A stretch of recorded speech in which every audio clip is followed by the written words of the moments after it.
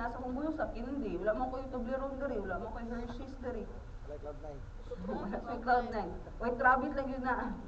Pero mutunan lang mo kung inyong pasyente is conscious. Dili mo magpatakag paslak sa iyang baba nga wala pa siya panimuot. Kung sa'yo may tabuan na, kung yun ang paslakan. Matukan na siya, so dili pwede. Okay? So next, eto. You do head-to-toe examination if in case wala gyapon malay ang pasyente. Gidala na ninyo sa clinic, si nurse na busy man na siya vital signs. So ang buhaton ninyo, you do assessment sa DOTS, deformities, open wound, tenderness, and swelling. Imuhang kapkapan ang pasyente gikan ulo, nawong, dalunggan, liog, dughan, tiyan, balakang, kinatawo, kamot, tiil, ug likod. Mao na ni inyong chance. Pwede na. Again pwede din na. Make sure you have to ask permission. Ma'am, wala may lain bystander. Naamang pud si nurse ninyo. Pero ako ng toy. Kung wala si nurse. Wala sila, nag-CR si nurse. Kaya say, wala may si nurse. Day off si nurse, tama na yung karelyebo. Kanang na mga event dyan mga. Before mo kap-kap, you have to make sure na amoy witness para sigurado nga dili mo mareklamuhan. Klaro? Pero siguro man kung lalaki yung mga kansa, babae mo kapkap o Dili magpatugad-tugad kap-kap, boys ha? Labi na kung girls ang pasyente. kung babae man, okay rin Pag sa babae, lalaki na. okay ra na, yes. Wala problema sa Pero dili kayo basta, yun lang. Para safe tayo. Ay, isod na. Dili na lang kapkapan. Kaya Babae ginainom ba? nila. Nawag pa lang. Igugan mo ni. Hindi na kasaligan. Oy, paano yan? Sige. Sino gusto mag-volunteer? Masdal, go na! Dara. Masdal, ano, andyan ka na sa harapan eh. Oo. Andyan ka na eh. Kahapon ka pa eh. Kahapon ka pa. Ipagpatuloy mo na yan. Ay, ano siya? Dakilang pasyente? Oo. Kapiyang na. Dakilang volunteer na ma'am. Sige, higa ka po. Makita, dali sa baba? Or gusto niyo sibog siya gamay dali? Sa stage daw. Pwede ko mamalihog sibog sa board na lang. Ayun, kay pala yun. Dali lang ko sa gilid, anak. Muna na itong tarpaulin. Okay, dara. Sige.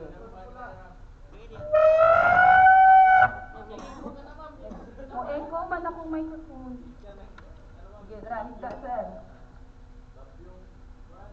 Tamakan. Ayan. Okay, pasyente, higa. Nakuyapan, itawag tayon. Ma'am, nakuyapan dito sa mahangihan.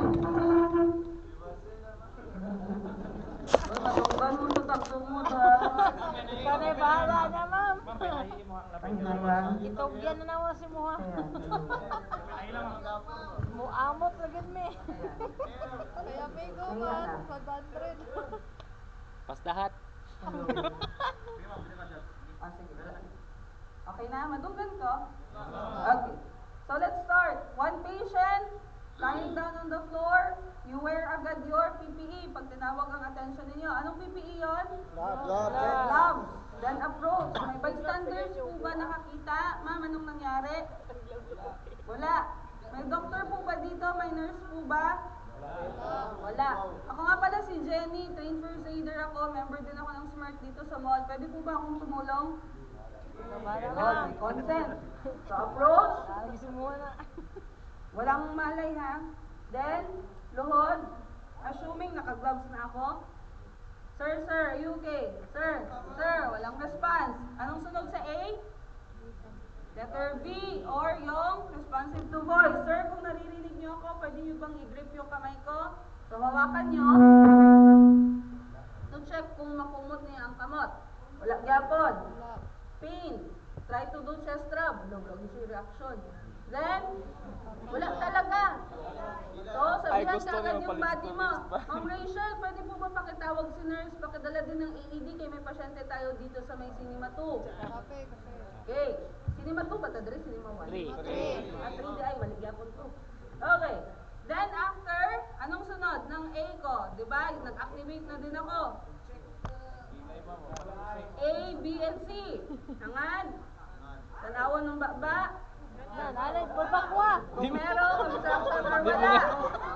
Then, check for breath.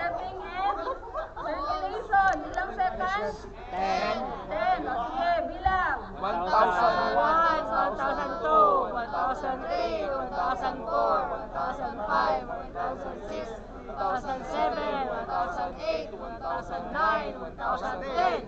Okay. Let's say for example, meron namang pulse, pero still wala pa ring malay si patient.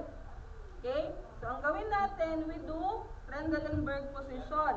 So kung naa kay body, you ask your body to elevate ang legs and then ipatong sa lingkuranan. Para ang blood niya from his lower leg mas dali makababa o maka-circulate. So lihog ko, ma'am, pwede pakidala. Ay, sige sir, ikaw na lang. Pakidala ko ng chair dito po. Okay, so elevate na ang legs. Still, wala pa rin siyang malay. Nag-check na tag-airway breathing circulation. Wala gyapon na kabalo sa nahitabo. Pero na siya ipulso o na siya ginhawa. So ang next na tupuhaton, mag-assess ta, kaya di man nato siya ma-interview. Unless na siya kauban, doon tayo sa kasama niya mag-interview ng sample. Pero kung wala, head-to-toe examination. Kung may body, kapkapan ang wallet, you look for the identification ng patient.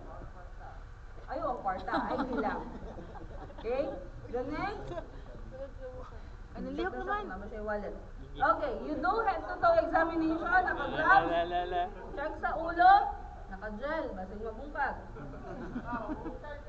Then, no blood. Ilong, tapping, Massage na. ihang pisngi, kung may deformities, basig pagkabundak na igo iyang nawong. You check for any abnormalities. Wala. Dalunggan. Dili ang buong atong tanawon ha. Kung na ay fluid nga nagagawas o ginatawag nato nga cerebrospinal fluid. Check ang dalunggan, wala, the same na sa pikas. Liog. Check kung meron or wala. Makita ninyo kung may abnormalities, naghiwi ba, may nagsiwil ba diri sa liog or what. The next, sir, pwede si Bunga Mike kaya mahulog ko dun. Okay na lang yun ah.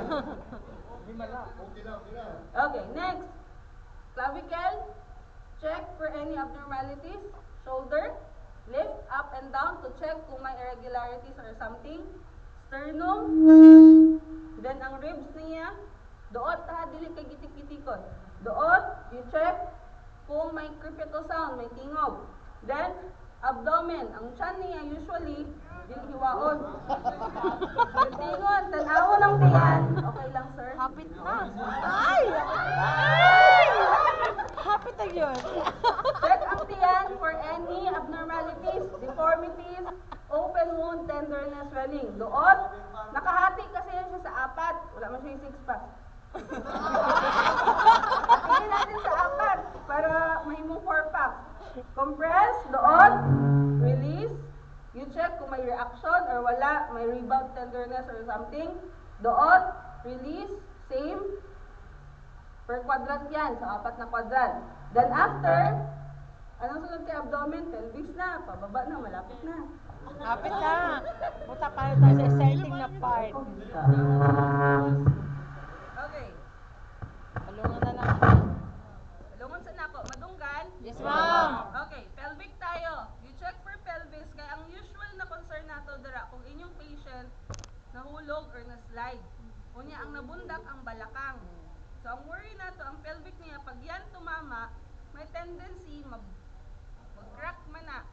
So ang abdomen, ang sulod sa iyang halo, mga organs dere, pwedeng magbaba.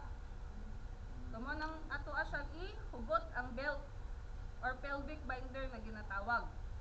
Tangan nato pelvic binder or ihugot ba nato ang belt. And then you check for legs. Compare one to another. Pababa. Kung conscious sir, pakitulak akong kamot. Or unsa man, makadungog sir, liog ko pakisa kay imong left na tiil, imong right na tiil. Sir, ma-feel nimo ni. Kung conscious ha, kung inaani nga unconscious, dili na nimo na ma-assess sa iya ha. Then, kamot, compare one to another. Check nimo kani nag-letter S, kani tulid. Kani nubo, kani taas. Basig sa burn po na niya, ma'am. Inana, is ang sa pikas. Sa Sa pagkatao niya ba na is ang Oh, yun nga, yun yung titingnan nyo din para masabi nyo na is this normal or unusual or Inborn. pag inborn na yun, ingon ana.